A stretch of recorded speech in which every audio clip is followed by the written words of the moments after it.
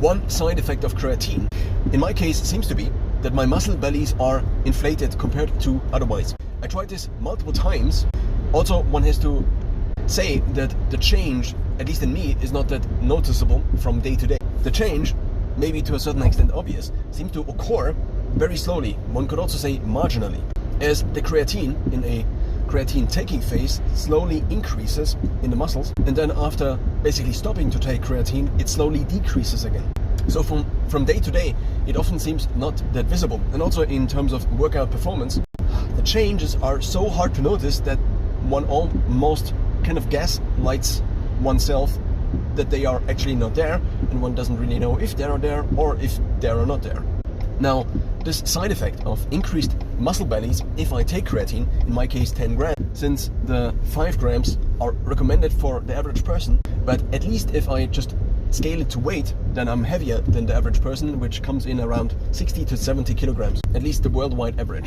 I don't know what weight the 5-gram recommendation is based on, but Andrew Huberman, a Stanford professor with a podcast about health topic, also recently, a couple of months ago, talked about scaling creatine according to body weight.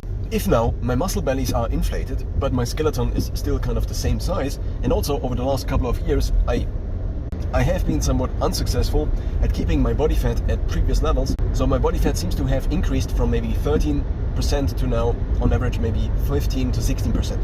At least according to the Garmin Index S2, and in this case I'm taking a look at the yearly body fat average. Now the side effect is that obviously, if now both my subcutaneous fat is a little bit fatter or thicker, and also my muscle bellies have increased, at a given skeleton size, I then do no longer fit into most of the clothes I own. So I would guesstimate that about 90 to 95% of all the clothes I previously owned and also bought in the last years, since basically I grew to my final height of around 183 centimeters, at least my peak height. My range is more 181 to 183. I can't remember how I began the sentence, so here is the end of that sentence. A couple of weeks ago, I stopped again taking creatine, and my body deflated. So I did fit again into more clothes. But the question is, at what cost? I think in the long term, it makes sense that I basically take something that makes me work out a little bit better. And therefore, in the long term, I'm able to increase my strength as well as my cardiovascular ability.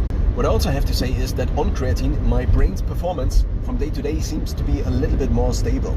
So I kind of made the decision to, well, for now, just use all the clothes that I still can actually wear, and doesn't